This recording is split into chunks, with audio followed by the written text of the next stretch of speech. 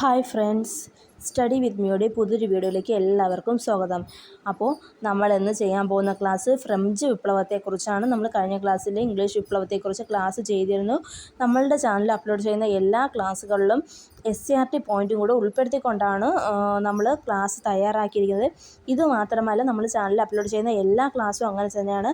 അതുകൊണ്ട് തന്നെ നമുക്ക് SCERT ടെസ്റ്റ് പ്രത്യേകം നോക്കേണ്ട കാര്യം പറഞ്ഞില്ല. ഓരോ ടോപ്പിക്കിലും ഉൾപ്പെടുന്ന SCERT പോയിൻറ്റും നോക്കി തന്നെയാണ് ഉൾപ്പെടുത്തിയിട്ടുള്ളത്. അപ്പോൾ നമുക്ക് ക്ലാസ്സിലേക്ക് കടക്കാം. 1789 ആരംഭിച്ച ഫ്രഞ്ച് വിപ്ലവം ഏകാധിപത്യത്തിനും കുലീനാധിപത്യത്തിനും എതിരായ ഒരു ജനകീയ മുന്നേറ്റമായിരുന്നു.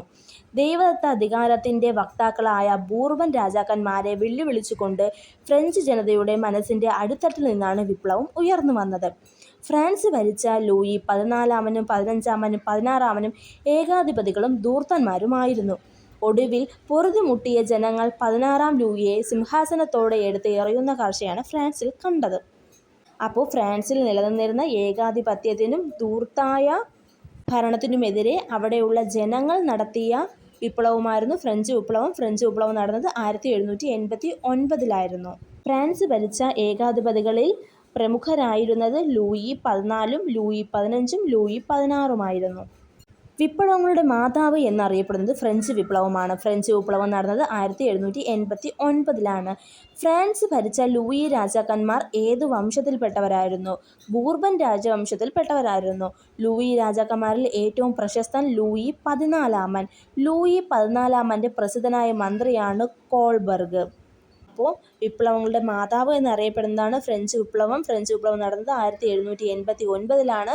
ഫ്രഞ്ച് ഭരിച്ചിരുന്ന ലൂയി രാജാക്കന്മാരുടെ വംശം ബൂർബനാണ്. ഇവരിൽ പ്രധാനിയായത് ലൂയി 14-മനാണ്. ലൂയി 14-മൻ്റെ പ്രസിദ്ധനായ മന്ത്രിയാണ് കോൾബർഗ്. കോൾബർഗിൻ്റെ മേൽനോട്ടത്തിൽ സ്ഥാപിതമായ കമ്പനിയാണ് French East India company. French East India company രൂപീകൃതമായ വർഷം 1664. വേഴ്സായി കൊട്ടാരം പണികഴിപ്പിച്ച രാജാവാണ് ലൂയി 14-മൻ. ലോകത്തിലെ ഏറ്റവും കൂടുതൽ കാലം ഭരിച്ച ഭരണാധികാരി ലൂയി 14-മനാണ്. അപ്പം കോൾബർഗിൻ്റെ മേൽനോട്ടത്തിൽ സ്ഥാപിതമായ കമ്പനിയാണ് French East India company. French East India company രൂപീകൃതമായത് 1664. വേഴ്സായി കൊട്ടാരം പണി കഴിപ്പിച്ചത് ലൂയി 14-മനാണ്. ലോകത്തിലെ ഏറ്റവും കൂടുതൽ കാലം ഭരിച്ച ഭരണാധികാരി ആരാണ്? ലൂയി 14-ആണ്. രണ്ടാമത് എലിസബത്ത് രാജ്ഞിയാണ്. ഫ്യൂഡലിസം. മധ്യകാലത്ത് യൂറോപ്പിലുണ്ടായിരുന്ന ഭരണരീതി ഫ്യൂഡലിസം എന്നാണ് അറിയപ്പെട്ടിരുന്നത്. വിപ്ലവത്തിന് മുൻപ് ഫ്രാൻസിൽ ഫ്യൂഡൽ സമ്പത്ത് വ്യവസ്ഥയും ഫ്യൂഡൽ സമൂഹവുമായിരുന്നു. ഫ്യൂഡലിസം പ്രഭുക്കന്മാർക്ക് ഭൂമിയിൽ സ്ഥിരത നൽകുകയും ഭൂമിയുടെ മേൽ അധികാരവും നിയന്ത്രണവും നൽകുകയും ചെയ്തു. ജർമ്മനി, ഇറ്റലി, സ്പെയിൻ, കിഴക്കൻ യൂറോപ്പ് എന്നിവ ഉൾപ്പെട്ട മറ്റ് രാജ്യങ്ങളിലേക്ക് ഫ്യൂഡലിസം വ്യാപിക്കുന്നതിൽ ഫ്രാൻസിന് വലിയ പങ്കുണ്ടായിരുന്നു. അപ്പോൾ ഫ്യൂഡലിസം എന്ന് പറയുന്നത് മധ്യകാലത്ത് യൂറോപ്പിൽ ഉണ്ടായിരുന്ന ഭരണരീതിയായിരുന്നു ഫ്യൂഡലിസം. വിപ്ലവത്തിന് മുമ്പ് ഫ്രാൻസിൽ ഫ്യൂഡൽ സമ്പത്ത് വ്യവസ്ഥയും ഫ്യൂഡൽ സമൂഹവുമായിരുന്നു ഉണ്ടായിരുന്നത്. ഫ്യൂഡലിസം പ്രഭുക്കന്മാർക്കാണ് ഭൂമിയിൽ സ്ഥിരത നൽകുകയും ഭൂമിയുടെ മേൽ അധികാരം നൽകുകയും ചെയ്തിരുന്നത്. കൂടാതെ ഫ്രാൻസിൽ ഉണ്ടായിരുന്ന ഈ ഫ്യൂഡൽ വ്യവസ്ഥ മറ്റ് രാജ്യങ്ങളിലേക്കും വ്യാപിച്ചു. അതിൽ വലിയ പങ്ക് വഹിച്ചത് ഫ്രാൻസ് ആയിരുന്നു. ഫ്രാൻസിൽ സാമ്പത്തിക പ്രതിസന്ധി രൂക്ഷമാകാനുള്ള കാരണങ്ങൾ: പുരോഹിതർ, പ്രഭുക്കന്മാർ എന്നിവരുടെ ആഡംബര ജീവിതം, ധൂർത്ത്, യുദ്ധങ്ങൾ, വരൾച്ചയും കൃഷിനാശവും, അമേരിക്കൻ സ്വാതന്ത്ര്യ സമരത്തിന് സൈന്യവും സാമ്പത്തികവും സഹായം നൽകിയത്, കേന്ദ്രീകൃതമായ ഭരണപ്രക്രിയ നടപ്പിലാക്കാനുള്ള രാജാവിൻ്റെ കഴിവുകേട്. അപ്പോൾ ഇത്രയും കാരണങ്ങൾ കൊണ്ടാണ് ഫ്രാൻസിൽ സാമ്പത്തിക പ്രതിസന്ധി രൂക്ഷമായത്. അപ്പോൾ ഇതെല്ലാമാണ് യുദ്ധത്തിലോട്ട് നയിച്ച പ്രധാന കാരണവും. ഫ്രാൻസിൽ 10-9 പേരും പട്ടിണി കൊണ്ടു മരിച്ചപ്പോൾ 10-മത്തെയാൾ ദഹനക്കേട്, അജീർണം ബാധിച്ചാണ് മരിച്ചത്. ഫ്രാൻസിലെ ഭൂരിഭാഗം ജനങ്ങളും ദുരിതത്തിലായിരുന്നു. ഭരണാധികാരികൾ ഉൾപ്പെട്ട ന്യൂനപക്ഷം ആഡംബരവും ധൂർത്തും നിറഞ്ഞ ജീവിതമാണ് നയിച്ചതെന്നും ഈ മുകളിൽ കൊടുത്ത പ്രസ്താവനയിലൂടെ നമുക്ക് മനസ്സിലാക്കാം. ഫ്രാൻസിൽ നിലനിന്നിരുന്ന സാമ്പത്തിക സാമൂഹിക അസമത്വങ്ങളായിരുന്നു ഈ അവസ്ഥ സൃഷ്ടിച്ചത്. ഫ്രഞ്ച് സമൂഹത്തെ 3 തട്ടുകളായാണ് തിരിച്ചിരുന്നത്. അവ എസ്റ്റേറ്റുകൾ എന്നാണ് അറിയപ്പെട്ടിരുന്നത്. അപ്പം ഫ്രാൻസിൽ 10-ലുള്ള ഒരാൾ മരിച്ചത് പട്ടിണി കൊണ്ടാണെങ്കിൽ 10-മത്തെ ഒരാൾ, അതായത് 1% ആൾക്കാർ എന്തുകൊണ്ടാണ്? അജീർണം എന്ന് പറഞ്ഞാൽ എന്താണ്? കൂടുതൽ ഭക്ഷണം കഴിച്ചിട്ടാണ് മരിച്ചത്. അപ്പം ഈ ഒരു പ്രസ്താവനയിലൂടെ തന്നെ നമുക്ക് മനസ്സിലാക്കാം ഫ്രാൻസിൽ എന്ത് തരം അവസ്ഥയാണ് നിലനിന്നിരുന്നത്. ഇതിനെല്ലാം കാരണം അവിടുത്തെ സാമ്പത്തിക സാമൂഹിക അസമത്വമായിരുന്നു. അപ്പോൾ ഫ്രഞ്ച് സമൂഹത്തെ മൂന്നായിട്ടാണ് തിരിച്ചിരുന്നത്. അവ എസ്റ്റേറ്റുകൾ എന്നാണ് അറിയപ്പെട്ടിരുന്നത്. ഫ്രഞ്ച് സമൂഹത്തെയാണ് ഇനി നമ്മൾ നോക്കാൻ പോകുന്നത്, അതായത് എസ്റ്റേറ്റുകൾ. ഒന്നാം എസ്റ്റേറ്റിൽ പുരോഹിതന്മാരാണ്. അവർ ധാരാളം ഭൂപ്രദേശം കൈവശം വെച്ചു. കർഷകരിൽ നിന്ന് തിഥേ എന്ന പേരുള്ള നികുതി പിരിച്ചു. എല്ലാത്തരം നികുതികളിൽ നിന്നും ഇവർ ഒഴിവാക്കപ്പെട്ടിരുന്നു. ഭരണത്തിലെയും സൈന്യത്തിലെയും ഉയർന്ന പദവികൾ നിയന്ത്രിച്ചിരുന്നത് പുരോഹിതന്മാരാണ്. ഇനി രണ്ടാമത്തെ എസ്റ്റേറ്റാണ്. രണ്ടാമത്തെ എസ്റ്റേറ്റിൽ പ്രഭുക്കന്മാരാണ്. അവർ സൈനിക സേവനമാണ് നടത്തിയത്. കർഷകരിൽ നിന്ന് പലതരം നികുതികൾ ഇവർ പിരിച്ചു. വേതനം നൽകാതെ കർഷകരെ കൊണ്ട് പണിയെടുപ്പിച്ചു. നികുതികളിൽ നിന്ന് ഒഴിവാക്കപ്പെട്ടിരുന്നു. ഇവരും പുരോഹിതന്മാരെ പോലെ തന്നെ പ്രഭുക്കന്മാരും നികുതികളിൽ നിന്നും മുക്തരായിരുന്നു. ആഡംബര ജീവിതം നയിച്ചു. വിശാലമായ ഭൂപ്രദേശം കൈവശം വെച്ചിരുന്നു. അപ്പം എല്ലാത്തരം സുഖ സൗകര്യങ്ങളും അനുഭവിച്ചവരാണ് ഒന്നും രണ്ടും എസ്റ്റേറ്റിലുള്ളവർ. അവർ എല്ലാത്തരം നികുതികളിൽ നിന്നും ഇവർ രണ്ടുപേരും മുക്തമായിരുന്നു. കൂടാതെ ഇവർക്ക് എല്ലാതരം സുഖ സൗകര്യങ്ങളും ലഭിച്ചിരുന്നു. ഇനി അടുത്ത മൂന്നാമത്തെ എസ്റ്റേറ്റാണ്.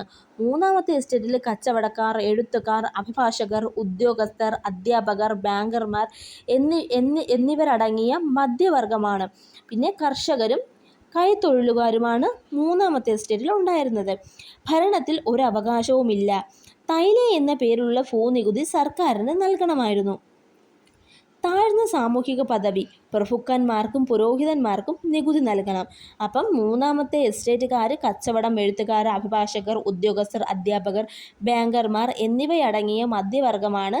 കൂടാതെ കർഷകരും കൈത്തൊഴിലുകാരും കൊണ്ട് ഭരണത്തിന് ഒരവകാശവും ഇല്ലാത്തവരാണ്. തൈലേ എന്ന പേരുള്ള ഭൂനികുതി ഇവർ സർക്കാരിന് നൽകണമായിരുന്നു. കൂടാതെ ഈ മൂന്നാമത്തെ എസ്റ്റേറ്റുകാർക്ക് ഒന്നാമത്തെ എസ്റ്റേറ്റുകാർക്ക്, അതായത് കർഷകർ ഒന്നാമത്തെ എസ്റ്റേറ്റുകാർക്ക് തിഥേ എന്ന പേരിലുള്ള നികുതി പുരോഹിതന്മാർക്ക് നൽകണമായിരുന്നു. ഇവർക്ക് താഴ്ന്ന സാമൂഹിക പദവിയും പ്രഭുക്കന്മാർക്കും പുരോഹിതന്മാർക്കും നികുതിയും നൽകണമായിരുന്നു. അപ്പോൾ ഏറ്റവും താഴെത്തട്ടിലുള്ളവരാണ് മൂന്നാമത്തെ എസ്റ്റേറ്റ്. ഇവർക്ക് യാതൊരുവിധ അവകാശങ്ങളും അധികാരങ്ങളും ഉണ്ടായിരുന്നില്ല. ഫ്രാൻസിലെ മധ്യവർഗം. വാണിജ്യം, വ്യവസായം, പണമിടപാട് എന്നിവയിൽ ഉണ്ടായ പുരോഗതി ഫ്രാൻസിൽ നഗരങ്ങളുടെ ആവിർഭാവത്തിന് വഴിയൊരുക്കി. ഇവിടെ വ്യാപാരികളും ബാങ്കർമാരും അഭിഭാഷകരും ഡോക്ടർമാരും അടങ്ങുന്ന ധനികരും വിദ്യാസമ്പന്നരുമായ മധ്യവർഗം ഉയർന്നുവന്നു. നഗരവാസി എന്ന അർത്ഥമുള്ള ബൂർഷ്വാസി എന്ന് അറിയപ്പെടുന്ന ഈ വിഭാഗം ഫ്രാൻസിൽ നിലനിന്നിരുന്ന ഉച്ചനീതിത്വത്തിൽ അസംതൃപ്തരായിരുന്നു. അപ്പോൾ ഫ്രാൻസിലെ മധ്യവർഗമെന്ന് പറയുന്നത് വാണിജ്യം, വ്യവസായം, പണമിടപാട് എന്നിവയിൽ ഉണ്ടായ പുരോഗതി ഫ്രാൻസിൽ നഗരങ്ങളുടെ ആവിർഭാവത്തിന് വഴിയൊരുക്കി. ഇവിടെ വ്യാപാരികളും, ഈ മധ്യവർഗം എന്ന് പറയുന്നത് വ്യാപാരികളും ബാങ്കർമാരും അഭിഭാഷകരും ഡോക്ടർമാരും അടങ്ങുന്ന ധനികരും വിദ്യാസമ്പന്നരുമായിരുന്നു. ഇവർ നഗരവാസി എന്നർത്ഥമുള്ള ബൂർഷ്വാസി എന്നറിയപ്പെടുന്ന ഈ വിഭാഗം ഫ്രാൻസിൽ നിലനിന്നിരുന്ന ഉച്ചനീതിത്വത്തിൽ അസംതൃപ്തരായിരുന്നു. ഭരണഘടന അനുസൃതമായി തങ്ങളുടെ അവകാശങ്ങൾ നേടിയെടുക്കുക അസാധ്യമാണെന്ന് മനസ്സിലാക്കിയ ഈ വിഭാഗം ഫ്രാൻസിനെ വിപ്ലവത്തിലേക്ക് നയിക്കാൻ പ്രവർത്തിച്ചു. ഫ്രഞ്ച് ഭാഷയിലെ ബൂർഷ്വാ എന്ന പദത്തിൽ നിന്നാണ് ബൂർഷ്വാസി എന്ന പദം രൂപം കൊണ്ടത്. ഭൂ ഉടമകളും അടിയാന്മാരും എന്ന രീതിയിൽ സമൂഹം രണ്ടായി തിരിഞ്ഞിരുന്ന ഫ്യൂഡൽ കാലഘട്ടത്തിൽ ഇരുവർക്കിടയിൽ കച്ചവടക്കാരുടെ ഒരു പുതിയ മധ്യവർഗം ഉയർന്നു വന്നു. ഈ മധ്യവർഗത്തെയാണ് ബൂർഷ്വാ അല്ലെങ്കിൽ ബൂർഷ്വാസി എന്ന് വിളിച്ചിരുന്നത്. അപ്പോൾ ഭരണഘടന അനുസൃതമായി തങ്ങളുടെ അവകാശങ്ങൾ നേടിയെടുക്കുന്നത് അസാധ്യമാണെന്ന് മനസ്സിലാക്കിയ ഇവർ ഫ്രാൻസിനെ വിപ്ലവത്തിലേക്ക് നയിക്കാൻ പ്രവർത്തിച്ചു. ആ ഫ്രഞ്ച് ഭാഷയിലെ ബൂർഷ്വാ എന്ന പദത്തിൽ നിന്നാണ് ബൂർഷ്വാസി എന്ന പദം രൂപം കൊണ്ടത്. ഭൂ ഉടമകളും അടിയാന്മാരും എന്ന രീതിയിൽ സമൂഹം രണ്ടായി തിരിഞ്ഞിരുന്ന ഫ്യൂഡൽ കാലഘട്ടത്തിലാണ് ഇരുവർക്കിടയിലും കച്ചവടക്കാരുടെ ഒരു പുതിയ മധ്യവർഗം ഉയർന്നു വന്നത്. ഇവർ ഈ മധ്യവർഗത്തെയാണ് ബൂർഷ്വാ അല്ലെങ്കിൽ ബൂർഷ്വാസി എന്ന് വിളിച്ചിരുന്നത്. ബൂർഷ്വാസി എന്ന വാക്കിനർത്ഥം നഗരവാസി എന്നാണ്. ആശയങ്ങൾ പ്രചോദനമാകുന്നു. ഫ്രാൻസിൽ നിലനിന്ന അസമത്വങ്ങളെയും ചൂഷണത്തെയും കുറിച്ച് ജനങ്ങളെ ബോധവാന്മാരാക്കുന്നതിൽ അക്കാലത്തെ ചിന്തകരും ചിന്താധാരകളും പ്രധാന പങ്ക് വഹിച്ചു. ഫ്രഞ്ച് വിപ്ലവത്തിന് ഉത്തേജനം നൽകിയ ചിന്തകന്മാരാണ് വോൾട്ടയർ, മോണ്ടസ്ക്യൂ, റൂസോ. ഫ്രഞ്ച് വിപ്ലവത്തിൻ്റെ പ്രവാചകൻ എന്നറിയപ്പെടുന്നത് റൂസോയാണ്. റൂസോയുടെ പ്രസിദ്ധ കൃതിയാണ് സോഷ്യൽ കോൺട്രാക്റ്റ്. അപ്പം ഫ്രാൻസിൽ നിലനിന്നിരുന്ന ഉച്ചനീതിത്വവും അസമത്വങ്ങളും അതിനെയൊക്കെക്കുറിച്ച് ജനങ്ങളിൽ ബോധവാന്മാരാക്കുന്നതിൽ അക്കാലത്തെ ചിന്തകന്മാർ പ്രധാന പങ്ക് വഹിച്ചിരുന്നു. അപ്പോൾ ഇതിൽ പ്രധാനികളായിരുന്നു വോൾട്ടയർ, മോണ്ടസ്ക്യൂ, റൂസോ. അപ്പോൾ ഫ്രഞ്ച് വിപ്ലവത്തിൻ്റെ പ്രവാചകൻ എന്നറിയപ്പെടുന്നത് റൂസോയാണ്. റൂസോയുടെ പ്രധാന കൃതിയാണ് സോഷ്യൽ കോൺട്രാക്റ്റ്. സ്വതന്ത്രമായി ജനിക്കുന്ന മനുഷ്യൻ എവിടെയും ചങ്ങലയിലാണെന്ന പ്രസ്താവനയിലൂടെ സ്വാതന്ത്ര്യത്തിൻ്റെ പ്രാധാന്യം വ്യക്തമാക്കിയത് റൂസോയാണ്. ജനങ്ങളാണ് പരമാധികാരി എന്ന് പ്രഖ്യാപിച്ചതും റൂസോയാണ്. സമൂഹത്തിൻ്റെ അഭിവൃദ്ധിക്കായി ജനങ്ങൾ ഏർപ്പെട്ട കരാറിൻ്റെ ഫലമാണ് രാഷ്ട്രം എന്ന് പറഞ്ഞത് റൂസോയാണ്. അപ്പോൾ സ്വതന്ത്രമായി ജനിക്കുന്ന മനുഷ്യൻ എവിടെയും ചങ്ങലയിൽ ആണെന്ന് പ്രസ്താവനയിലൂടെ സ്വാതന്ത്ര്യത്തിൻ്റെ പ്രാധാന്യം വ്യക്തമാക്കി കൊടുത്തത് ആരാണ്? റൂസോയാണ്. അപ്പോൾ ജനങ്ങളാണ് പരമാധികാരി എന്ന് പ്രഖ്യാപിച്ചു. സമൂഹത്തിൻ്റെ അഭിവൃദ്ധിക്കായി ജനങ്ങൾ ഏർപ്പെട്ട കരാറിൻ്റെ ഫലമാണ് രാഷ്ട്രം എന്നും അഭിപ്രായപ്പെട്ടത് റൂസോയാണ്. ഇനി അടുത്തൊരു ചിന്തകനാണ് മോണ്ടസ്ക്യൂ. നിയമങ്ങളുടെ അന്തസത്ത അല്ലെങ്കിൽ സ്പിരിറ്റ് ഓഫ് ലോ ആരുടെ കൃതിയാണ്? മോണ്ടസ്ക്യൂവിൻ്റെ കൃതിയാണ്. മോണ്ടസ്ക്യൂ ജനാധിപത്യത്തെയും റിപ്പബ്ലിക്കിനെയും പ്രോത്സാഹിപ്പിച്ചു. ഇദ്ദേഹം ഗവൺമെൻറ്റിനെ നിയമനിർമ്മാണം, കാര്യനിർവഹണം, നീതിന്യായം എന്നിങ്ങനെ 3ആയി തരംതിരിക്കണമെന്ന് വാദിച്ചു. സ്പിരിറ്റ് ഓഫ് ലോ മോണ്ടസ്ക്യൂവിൻ്റെയാണ്. ഇദ്ദേഹം ജനാധിപത്യത്തെയും റിപ്പബ്ലിക്കിനെയും പ്രോത്സാഹിപ്പിച്ചു. ഗവൺമെൻറ്റിനെ നിയമനിർമ്മാണം, കാര്യനിർവഹണം, നീതിന്യായം എന്നിങ്ങനെ 3ആയി തരംതിരിക്കണമെന്നും വാദിച്ചതും മോണ്ടസ്ക്യൂ ആണ്. ഇനി മറ്റൊരു ചിന്തകനാണ് വോൾട്ടയർ. പള്ളിയെയും പുരോഹിതന്മാരെയും എതിർത്ത ചിന്തകനാണ് വോൾട്ടയർ. യുക്തിചിന്ത, സമത്വം, മനുഷ്യസ്നേഹം എന്നിവയെ പ്രോത്സാഹിപ്പിച്ചത് വോൾട്ടയറാണ്. ഫ്രഞ്ച് വിപ്ലവത്തിൻ്റെ ബൈബിൾ, ആധുനിക ജനാധിപത്യത്തിൻ്റെ സുവിശേഷം എന്നിങ്ങനെ അറിയപ്പെടുന്നത് റൂസോയുടെ ദി സോഷ്യൽ കോൺട്രാക്റ്റ് ആണ്. റൂസോയുടെ ആത്മകഥയാണ് കുംഭസാരങ്ങൾ. വോൾട്ടയറിൻ്റെ യഥാർത്ഥ നാമമാണ് ഫ്രാങ്കോയിസ് മേരി അറൗട്ട്. പുരോഹിതന്മാരുടെ ചൂഷണത്തെ പരിഹസിച്ച ചിന്തകനാണ് വോൾട്ടയർ. വോൾട്ടയറിൻ്റെ പ്രധാന കൃതിയാണ് the age of Louis 16. Voltaire ഭരണഘടനാപരമായ നിയമവാഴ്ചയെ പിന്തുണച്ചു. പ്രശസ്ത നോവലായ a tale of two cities French വിപ്ലവം പ്രമേയമാക്കി ചാൾസ് ഡിക്കൻസ് രചിച്ച നോവലാണ്. അപ്പോൾ ഫ്രഞ്ച് വിപ്ലവത്തിൻ്റെ ബൈബിൾ, ആധുനിക ജനാധിപത്യത്തിൻ്റെ സുവിശേഷം എന്നെല്ലാം അറിയപ്പെടുന്നത് റൂസോയുടെ സോഷ്യൽ കോൺട്രാക്റ്റ് ആണ്. റൂസോയുടെ ആത്മകഥയാണ് കുംഭസാരങ്ങൾ. വോൾട്ടയറിൻ്റെ യഥാർത്ഥ നാമം എന്താണ്? ഫ്രാങ്കോയിസ് മേരി അറൗട്ട് എന്നാണ്. പുരോഹിതന്മാരുടെ ചൂഷണത്തെ പരിഹസിച്ച ചിന്തകനാണ് വോൾട്ടയർ. വോൾട്ടയറിൻ്റെ പ്രധാന കൃതിയാണ് the age of Louis 16. Voltaire ഭരണഘടനാപരമായ നിയമവാഴ്ചയെ പിന്തുണച്ചു. പ്രശസ്ത നോവലായ a tale of two cities French വിപ്ലവം പ്രമേയമാക്കി ചാൾസ് ഡിക്കൻസ് രചിച്ച നോവലാണ്. ഫിസിയോക്രാറ്റുകൾ, ഫിലോസഫുകൾ. 18-ാം നൂറ്റാണ്ടിലെ ഫ്രാൻസിൽ സ്ഥാപിതമായ സാമ്പത്തിക വിദഗ്ധരുടെ സമൂഹമാണ് ഫിസിയോക്രാറ്റ്. സ്വാഭാവിക സാമ്പത്തിക നിയമങ്ങളുടെ പ്രവർത്തനങ്ങളിൽ സർക്കാർ ഇടപെടരുതെന്നും എല്ലാ സമ്പത്തിൻ്റെയും ഉറവിടം ഭൂമിയാണെന്നും ഫിസിയോക്രാറ്റുകൾ വിശ്വസിച്ചു. ഫിസിയോക്രാറ്റ് സമ്പൂർണ്ണ രാജവാഴ്ചയ്ക്ക് എതിരായിരുന്നു. അപ്പോൾ 18-ാം നൂറ്റാണ്ടിൽ ഫ്രാൻസിൽ സ്ഥാപിതമായ സാമ്പത്തിക വിദഗ്ധരുടെ സംഘമാണ് ഫിസിയോക്രാറ്റ്. ഇവർ സ്വാഭാവിക സാമ്പത്തിക നിയമങ്ങളുടെ പ്രവർത്തനങ്ങളിൽ സർക്കാർ ഇടപെടരുതെന്നും എല്ലാ സമ്പത്തിൻ്റെയും ഉറവിടം ഭൂമിയാണെന്നും വിശ്വസിച്ചിരുന്നു. ഫിസിയോക്രാറ്റ് പൂർണ്ണ രാജവാഴ്ചയ്ക്ക് എതിരായിരുന്നു. യുക്തിചിന്തയ്ക്ക് പ്രാധാന്യം നൽകിയ ചിന്തകർ, ശാസ്ത്രജ്ഞർ, എഴുത്തുകാർ എന്നിവയെ അറിയപ്പെടുന്നത് ഫിലോസഫുകൾ എന്നാണ്. സർവ്വവിജ്ഞാനകോശം തയ്യാറാക്കിയത് ഫിലോസഫുകളാണ്. മധ്യവർഗത്തെ പിന്തുണച്ചത് ഫിസിയോക്രാറ്റുകളാണ്. എല്ലാവർക്കും സ്വത്ത് കൈവശം വയ്ക്കാനും കൈകാര്യം ചെയ്യാനും സ്വാതന്ത്ര്യം നൽകണമെന്ന് വാദിച്ചവർ ഫിസിയോക്രാറ്റുകളാണ്. അപ്പോൾ യുക്തിചിന്തയ്ക്ക് പ്രാധാന്യം നൽകിയ ചിന്തകർ, ശാസ്ത്രജ്ഞർ, എഴുത്തുകാർ എന്നിവ അറിയപ്പെടുന്നത് ഫിലോസഫുകൾ എന്നാണ്. സർവ്വവിജ്ഞാനകോശം തയ്യാറാക്കിയത് ഫിലോസഫുകളാണ്. മധ്യവർഗത്തെ പിന്തുണച്ചത് ഫിസിയോക്രാറ്റുകളാണ്. എല്ലാവർക്കും സ്വത്ത് കൈവശം വയ്ക്കാനും കൈകാര്യം ചെയ്യാനും സ്വാതന്ത്ര്യം നൽകണമെന്ന് വാദിച്ചവർ ഫിസിയോക്രാറ്റുകളാണ്. അപ്പോൾ ഇത് ഫിലോസഫുകളും ഫിസിയോക്രാറ്റുകളും തിരിഞ്ഞു പോകരുത്. ഫ്രാൻസ് സ്വേച്ഛാധിപത്യത്തിൻ്റെ നെറുകയിലെത്തിയതും പ്രൗഢിയുടെ നെറുകയിലെത്തിയതും ആരുടെ കാലത്താണ്? ലൂയി 14 കാലത്താണ്. അപ്പം ഫ്രാൻസിൽ സ്വേച്ഛാധിപത്യത്തിൻ്റെ പ്രൗഢിയുടെ നെറുകയിലെത്തിയതും ലൂയി 14 കാലത്താണ്. ഇവരെ എതിർക്കുന്നവരെ ഇവർ അമർച്ച ചെയ്തിരുന്നു. ലൂയി 14 ശേഷം സാമ്പത്തികമായി ക്ഷയിച്ചു തുടങ്ങി. ഫ്രാൻസ് സാമ്പത്തികമായി ക്ഷയിച്ചു തുടങ്ങി ലൂയി 14 മരണത്തിന് ശേഷം. ലൂയി 16 മന്ത്രിയാണ് ഡ്യൂർഗോ ഫ്രാൻസിനെ സാമ്പത്തികപരമായി രക്ഷിക്കുന്നതിന് ഒരുപാട് ചെലവ് ചുരുക്കൽ പദ്ധതികൾ ആവിഷ്കരിച്ചു. അപ്പോൾ ഫ്രാൻസിലെ രാജാക്കന്മാർ ധൂർത്തന്മാരും സ്വേച്ഛാധിപതികളുമാണെന്ന് നമ്മൾ ആദ്യമേ കണ്ടതാണ്. അപ്പോൾ ഇവരുടെ ഭരണപരമായ കഴിവുകേടുകൾ കാരണം ഫ്രാൻസ് സാമ്പത്തികപരമായി ക്ഷയിച്ചു തുടങ്ങി. അപ്പോൾ ലൂയി 16 പ്രധാനപ്പെട്ട ഒരു മന്ത്രിയായിരുന്നു ഡ്യൂർഗോ. ഇദ്ദേഹം ഫ്രാൻസിനെ സാമ്പത്തികപരമായി രക്ഷിക്കുന്നതിന് ഒരുപാട് ചെലവ് ചുരുക്കൽ പരിപാടികൾ ആവിഷ്കരിച്ചു. ഡ്യൂർഗോ കൃഷിയെയും വ്യാപാരത്തെയും പ്രോത്സാഹിപ്പിച്ചു, മധ്യവർഗത്തെ സപ്പോർട്ട് ചെയ്തു. ഡ്യൂർഗോ മധ്യവർഗത്തിന് അനുകൂലമായി കാര്യങ്ങൾ തീരുമാനിച്ചപ്പോൾ അതിൽ കുപിതനായ ലൂയി 16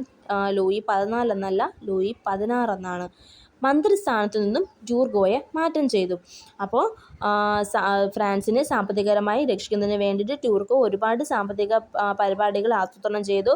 അങ്ങനെയാണ് ഡ്യൂർഗോ കൃഷിയെയും വ്യാപാരത്തെയും പ്രോത്സാഹിപ്പിച്ചത്, മധ്യവർഗത്തെ സപ്പോർട്ട് ചെയ്തു. അപ്പോൾ ഇതിൽ കുപിതനായ ലൂയി 16 അദ്ദേഹത്തെ മന്ത്രിസ്ഥാനത്ത് നിന്ന് മാറ്റം ചെയ്തു. ഡ്യൂർഗോയെ തുടർന്ന് വന്ന മന്ത്രിയാണ് നെക്കർ. ഇദ്ദേഹവും മധ്യവർഗത്തെയാണ് അനുകൂലിച്ചത്. അപ്പം ഡ്യൂർഗോയെ തുടർന്ന് വന്ന മന്ത്രിയാണ് നെക്കർ. നെക്കറും ആരെയാണ് അനുകൂലിച്ചത്? നെക്കറും മധ്യവർഗത്തെയാണ് അനുകൂലിച്ചത്. ഇതോടെ എന്ത് പറ്റി? നെക്കറിനെയും ആ സ്ഥാനത്ത് നിന്ന് നീക്കം ചെയ്തു. അപ്പോൾ ഇതോടെ ഫ്രാൻസിലെ സാമ്പത്തിക സ്ഥിതി മോശമാവാൻ തുടങ്ങി. അപ്പോൾ ഫ്രാൻസിനെ സാമ്പത്തികപരമായി രക്ഷിക്കുന്നതിന് വേണ്ടിയിട്ടാണ് ഇവരെല്ലാം പദ്ധതികൾ ആസൂത്രണം ചെയ്തത്. പക്ഷേ ധൂർത്തനും സുഖലോലുപനുമായ ലൂയി രാജാക്കന്മാർ എന്ത് ചെയ്ത്? അതൊന്നും ഇഷ്ടപ്പെടാതെ അവരെയെല്ലാം ആ സ്ഥാനത്ത് നിന്നും മാറ്റുകയാണ് ചെയ്തത്. അപ്പോൾ ഇതോടെ ഫ്രാൻസ് സാമ്പത്തികപരമായി ശോഷിക്കാൻ തുടങ്ങി. ഫ്രഞ്ച് പാർലമെൻറ്റ് അറിയപ്പെടുന്നത് സ്റ്റേറ്റ് ജനറൽ എന്നാണ്. 1614 ശേഷം എസ്റ്റേറ്റ് ജനറൽ വിളിച്ചു കൂട്ടുക പോലും ചെയ്തിരുന്നില്ല. സാമ്പത്തിക പ്രതിസന്ധി നേരിടാൻ പുതിയ നികുതികളിൽ ജനങ്ങളുടെ മേൽ ചുമത്തുന്നതിനും 1789 ചക്രവർത്തിയായ ലൂയി 16 ജനപ്രതിനിധി സഭയായ സ്റ്റേറ്റ് ജനറൽ വിളിച്ചുകൂട്ടി. അപ്പം ഫ്രഞ്ച് പാർലമെൻറ്റ് അറിയപ്പെടുന്നത് എസ്റ്റേറ്റ് ജനറൽ എന്നാണ്. അത് 1614 ശേഷം വിളിച്ചു കൂട്ടിയില്ല. പക്ഷേ ഫ്രാൻസിൽ സാമ്പത്തിക പ്രതിസന്ധി രൂക്ഷമായതോടെ അത് നേരിടുന്നതിന് വേണ്ടിയിട്ട് ജനങ്ങളിൽ പുതിയ നികുതി ചുമത്തുന്നതിനും 1789 ചക്രവർത്തിയായ ലൂയി 16 ജനപ്രതിനിധി സഭയായ സ്റ്റേറ്റ് ജനറൽ വിളിച്ചു ചേർത്തു. ഇത് 175 വർഷത്തിനു ശേഷമായിരുന്നു എസ്റ്റേറ്റ് ജനറലിനെ വിളിച്ചു ചേർത്തത്. ഫ്രഞ്ച് സമൂഹത്തെ പോലെ സ്റ്റേറ്റ് ജനറലും 3 എസ്റ്റേറ്റുകൾ ഉണ്ടായിരുന്നു. അപ്പം നമ്മുടെ ഫ്രഞ്ച് സമൂഹത്തെ പോലെ തന്നെ സ്റ്റേറ്റ് ജനറലിനും 3 എസ്റ്റേറ്റുകൾ ഉണ്ടായിരുന്നു. ഓരോ എസ്റ്റേറ്റിനും ഓരോ വോട്ട് മതിയെന്നും ഓരോ അംഗത്തിനും ഓരോ വോട്ട് വേണ്ട എന്നും രാജാവിനെ അനുകൂലിക്കുന്ന ആദ്യത്തെയും രണ്ടാമത്തെയും എസ്റ്റേറ്റുകൾ വാദിച്ചു. എന്നാൽ 3 എസ്റ്റേറ്റുകളിലെയും ഓരോ അംഗത്തിനും ഓരോ വോട്ട് തന്നെ വേണമെന്നായിരുന്നു കോമൺസ് എന്നറിയപ്പെട്ട 3ാമത്തെ എസ്റ്റേറ്റിൻ്റെ ആവശ്യം. അപ്പോൾ 3ാമത്തെ എസ്റ്റേറ്റ് എന്തെന്നും അറിയപ്പെട്ടിരുന്നു? കോമൺസ് എന്നും അറിയപ്പെട്ടിരുന്നു.